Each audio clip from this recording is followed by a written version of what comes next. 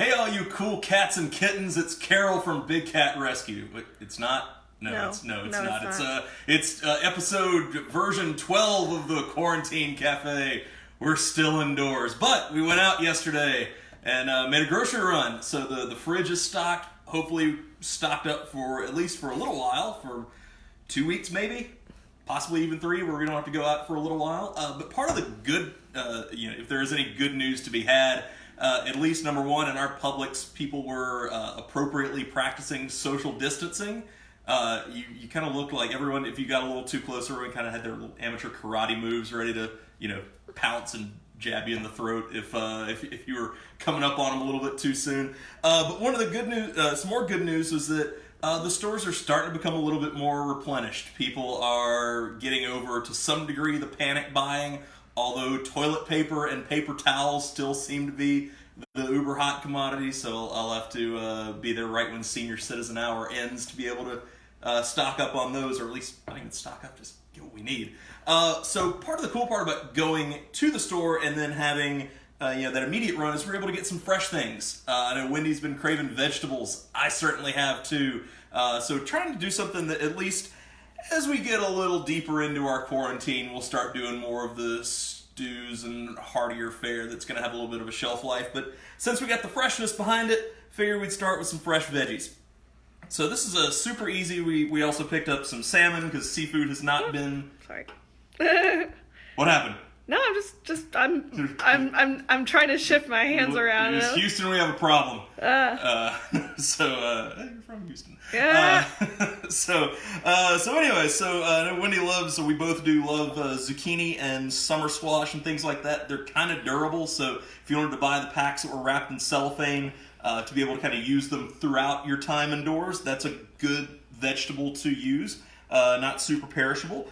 So for the fans out there who like zoodles, the little spiralized zucchini and squash, if you don't have one of those little gizmos that does it, I just used a vegetable peeler, a Swiss Y-shaped peeler, and just shaved these into ribbons.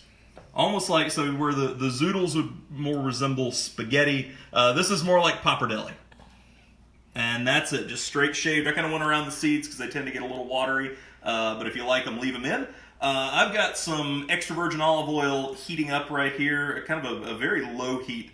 So what I'm going to do is almost kind of make a hot marinade for this and let it sit for a little while and start to just barely break down from the residual heat of the oil, and it'll be a great accompaniment to some fresh fish. Could be good for poultry, anything you're like. This is a pretty quick and easy one, so I've kind of got most of this stuff somewhat done, or will do some of this in front of me.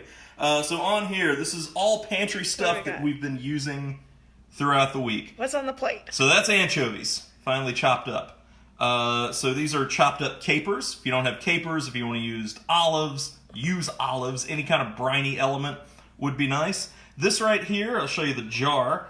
This is something that I use a lot. These are Calabrian chilies.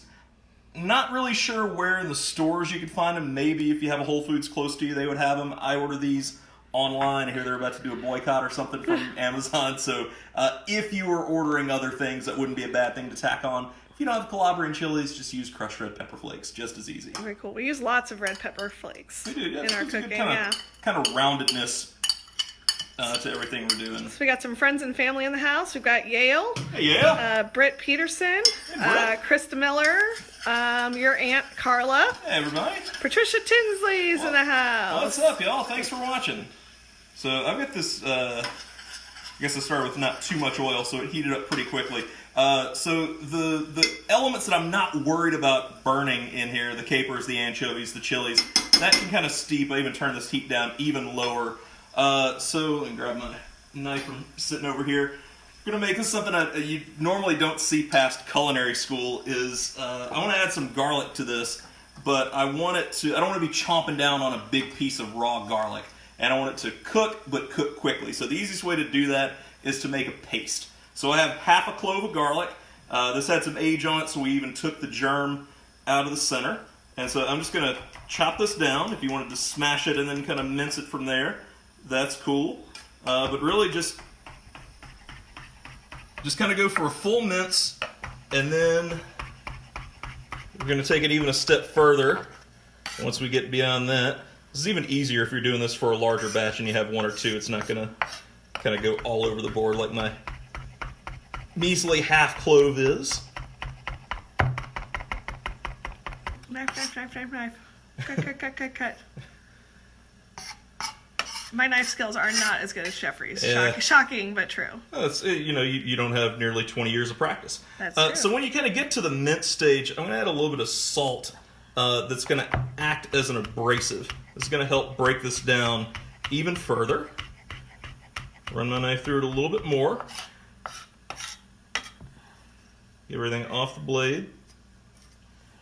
And then even a little tiny more. And then I'm going to use the back of my knife and just... Shannon likes my sound effects. Chop, chop, chop, chop, chop, chop, chop. Scrape, scrape, scrape. Turning anything can become an onomatopoeia. That's right. Now you got garlic paste. Yeah. It's like magic. Yeah, and because this is great for doing at home, because this is going to add a very intense garlic flavor without, like I said, biting into a big piece of it. You don't really see this much past. This is a technique that at least I learned in school, but it's very impractical to use in restaurants because we're serving big batches of people, and so to have somebody spend all of this time just doing garlic to a paste. If you have a mortar and pestle, you can do that too. We don't. Yeah, you gotta go old school with the Santoku knife. This is one of those big shocks to some people. I know I'm not alone among chefs. I don't invest a ton of time and money into equipment for cooking at home. Well, we have really nice pans and stuff and good knives, but yeah, but that's really all you need, though. Yeah, I mean, even this is just a kind of a generic knife. I keep my my good knives, my work knives in a bag, usually in my trunk. Shannon's my favorite kind of knife too. I actually bought my first knife. It was a Santoku knife, my first real knife that wasn't like in a Target block. It's a good knife for home use because you're probably not going to be doing a lot of butchering with it, and so for an all-purpose, when you see the beveled edges, the kind of design, it's good for chopping vegetables, and so that's something that gets a lot of use at home. So if I was going to butcher things, then I might want something with a little more of a traditional chef knife point, but since I'm not, the Santoku is a good one. So yeah, so I'm just going to leave this in there. Kind of break up any if it's clumped together. Just stir it around and let that flavor, and using the pretentious 90s word, infuse throughout the dish. What's up? Reese Jackson says, love that salt trick. I'm definitely going to try that. Oh, good. Thank you. I had never seen that either, so that was pretty cool. Ah, excellent. So while that's a steeping, this could be a time where within your pantry, pick an herb, any herb. The one thing that I had somebody ask me about some of the pastes earlier in the week. I did buy it just because I wanted to try it, because I don't think I ever had some of the basil paste. We're going to try it in some sauces and soups and see how that holds up. Basil is notoriously perishable. Mm-hmm. If you want to make it day of, it's a good one to buy. Otherwise, parsley is something that we kind of keep a lot of in-house. Mm-hmm. Byron Zerby says, who dat? That's right. We've got our little saint cookie cutter over there, so that's pretty cool. That's right. Saints in the house. Yeah. And John Barkell is back for more. Hey, John, thanks for joining. So this is I don't like to cut my parsley into tiny pieces because I feel like it bruises it. You lose some of the aromatic quality. I just kind of formed it up into a ball, ran my knife through it once. In the biz, we would call that a chiffonade. Just means ribbon cut. We all have fancy, pretentious words for everything. And then I just turned it 90 degrees, and I'm going to run my knife through it one more time. Even if you wanted to just leave this hold and pick it off the stem, that would be good. If you like the flavor in the stems and you want to leave it in there, that's good too. I scrape it off the blade, and then one of my favorite little tools is a $3 bench scraper, to where I know I was just kind of doing the paste technique, but to where I'm not constantly scraping my knife and ruining its edge. And just get all of that off the board into our bowl.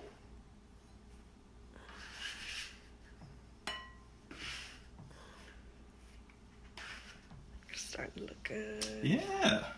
So, even though we have some salty things in there, I'm going to add just a little bit of salt and pepper to it. Always.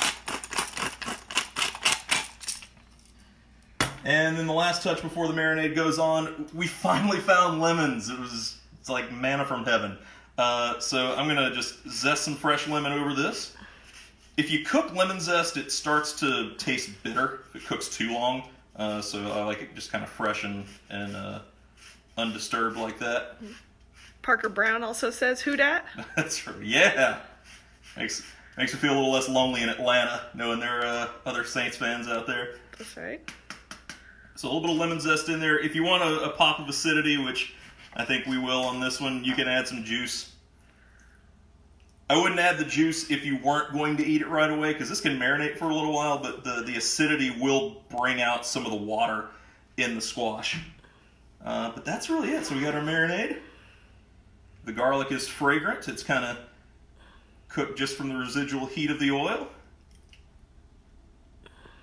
Everybody on. And then just give it a quick toss. That smells really good. I love the lemon in there too. Lemon, olive oil, garlic is my favorite things. Yeah, I mean, this has kind of been our, at least my approach to working with the pantry, at least the evolution, because this is something that we're all kind of adapting to as we deal with this and learn to stay indoors a little bit longer. You know, we can't just eat canned beans forever. And so being able to keep a stock pantry with a few things that you're going to use for multiple dishes, lemons, chilies, fresh herbs, garlic, anchovies, things like that. That way when I go to the store, I'm not even having to worry about replenishing them. I can just buy whatever fresh proteins, fresh seafood, fresh vegetables, and not pack out the fridge too much, and then kind of whittle that down as we go to where towards the end of the quarantine, then you might see some just straight pantry staples. But while we got them, let's eat fresh while we can. Any other questions or anything out there? No other questions. Just a lot of friends saying hey and glad to be here. Awesome. Well, thrilled to have y'all here. Thank you so much for watching, for the likes, for the shares, for the comments. Really appreciate it. It's this is my excuse to wear pants every day. So thank you. Stay safe. Stay indoors. Wash your hands. See you guys.